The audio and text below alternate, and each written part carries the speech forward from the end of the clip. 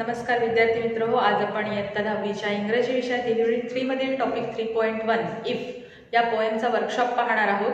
तर याआधी आपण या पोएमचे चिटचॅट क्वेश्चन्स आणि एक्सप्लेनेशन पाहिलेलं आहे. Question number 1, read the following bits of advice and state whether you agree or disagree with them. Advice दिलेला आहे, त्याच्याशी आपण ॲग्री आहोत की डिसॲग्री आहोत ते लिहायचं आहे. First, get angry when others commit mistakes. Disagree. Keep friendship with all classes of people. Agree. Run away from troubles. Disagree. Hate the rich people and help the poor. Disagree. Get angry when others blame on us. Disagree. Reconstruct something we have built with care even if it has been broken by others. Agree. Question number 2.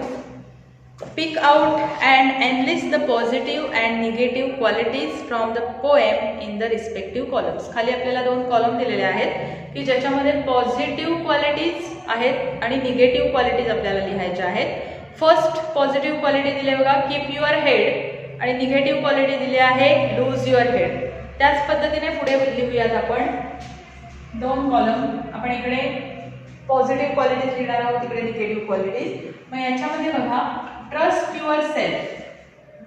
Trust yourself. मग इकडे आपण असं लिहू शकतो, doubt others. Doubt others. त्यानंतर positive क्वालिटीमध्ये आपण be thank, be truthful. Be truthful. आणि इकडे आपण असं लिहू शकतो, deal in lines. Deal in lines.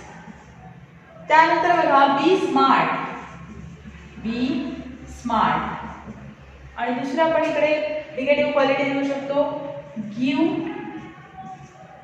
Way to hating. Give way to hating. अशा प्रकारे पॉझिटिव्ह क्वालिटीज आणि निगेटिव्ह क्वालिटीज आपल्याला लिहिता येऊ शकतात. इकडे आपण पॉझिटिव्ह क्वालिटीज लिहिलेल्या आहेत, इकडे आपण निगेटिव्ह क्वालिटीज लिहिलेल्या आहेत. त्यानंतर question number 3, why do the lines in the poem begin with if you can question mark. What effect does this have. म्हणजेच काय की कवितेतील ओळींची सुरुवात जी आहे ती इफ यू कॅन ने का झाली आहे आणि याचा कोणत्या प्रकारचा प्रभाव पडतो. The lines in the poem begin with if you can because the poet insistently wants to emphasize the importance of his good advice and attract his son's attention to every piece of advice given by him. The repetition of the lines has a musical effect. Question number 4, look at the use of opposite reactions in the poem. For example, if you can keep your head when all about you are losing theirs, find 4 other such opposite reactions from the poem. Note them down in your notebook. म्हणजेच काय करायचं आहे की opposite विरुद्धार्थी actions दाखवणाऱ्या, statement दाखवणाऱ्या lines आपल्याला लिहायच्या आहेत, ज्या कवितेतल्याच लिहायच्या आहेत. बघा, first, or being lied about, don't deal in lies.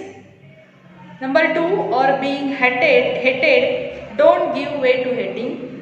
Number 3, you can think and not make thoughts your aim.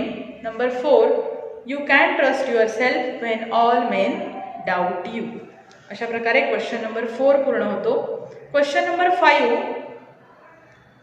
Say what. आता आपल्याला इथे व्हॉट, हू, व्हेन आणि व्हाय हे क्वेश्चनिंग वर्ड दिलेले आहेत आणि त्या क्वेश्चनिंग वर्ड पासून आपल्याला खाली दिलेले जे सेंटेन्स आहेत त्याचा प्रश्न तयार करून त्याचे आपल्याला आन्सर्स लिहायचे. फर्स्ट बघा, व्हॉट आर द 2 इम्पोस्टर्स. उत्तर आहे triumph and disaster. What can the unforgiving minute be made up of. उत्तर आहे 60 second worth of distance run. B, who should you trust when doubted. उत्तर आहे oneself. Who can you talk with and walk with. उत्तर आहे crowd and kings. C बघा, when. When can the earth become yours? When we can make good use of every single minute. When should you start rebuilding with old tools? when we watch things created by us being broken up. And last, D, why. Why do knaves twist the truth? Answer आहे to make trap for twos. Why should you consider all men equally important? Because neither foe nor friend can hurt us. अशा प्रकारे question number 5 जो आहे तो question number 5 complete होतो. त्यानंतर question number 6, what should be our attitude towards people of different strata and classes. त्याचा अर्थ असा होतो की समाजातील वेगवेगळ्या स्तरातील व वर्गातील लोकांबाबत आपली जी वागण्याची पद्धत आहे किंवा आपली जी मनोवृत्ती आहे ती कशी असली पाहिजे. Our attitude towards the people of different strata and classes should be positive and fair. We should treat all of them equally. We should not determine them on the ground of race, gender, class or religion. We may keep company with the rich, but at the same time you cannot with the common man and the poor. Whatever their place in the society, intermingle with them wholeheartedly. We should make efforts to integrate with all of them. Question number 7. What, according to Rudyard Kipling, is the highest quality that makes a man a true human being? बघा की Rudyard किपलिंगच्या मध्ये एखाद्या माणसाला खराखुरा मनुष्य बनवणारा कोणता सर्वश्रेष्ठ गुणविशेष आहे. According to Rudyard Kipling, treating all people equally without any discrimination is the highest quality that makes a man a true human being. अशा प्रकारे क्वेश्चन नंबर 7 कंप्लीट होतो. आणि question number 8, identify the figure of speech from those given in the bracket. खाली आपल्याला वाक्य दिलेली आहेत आणि त्या वाक्यांमध्ये कोणत्या प्रकारचं फिगर ऑफ स्पीच आलेला आहे ते लिहायचं आहे. खाली ब्रॅकेटमध्ये आपल्याला फिगर ऑफ स्पीच दिलेले आहेत. Simile, repetition, antithesis, personification, metaphor, alliteration आणि ॲपॉस्ट्रॉफी. बघा first A, if you can keep your head when all about you are losing theirs. आता इथे आपल्याला या सेंटेन्समध्ये कोणत्या प्रकारचं फिगर ऑफ स्पीच आलेलं आहे ते लिहायचं आहे. बघा ए, अँटिथेसिस. अँटिथेसिस हे फिगर ऑफ स्पीच इथे आलेलं आहे. बी सेंटेन्स बघा, if you can meet with triumph and disaster and treat those two impostors just the same. इथे पर्सॉनिफिकेशन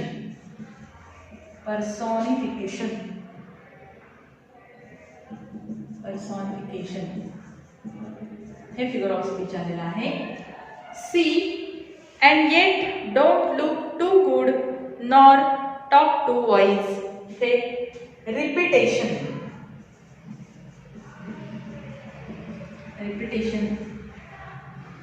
हे आलेलं आहे फिगर ऑफ स्पीच. आणि last D, with worn out tools.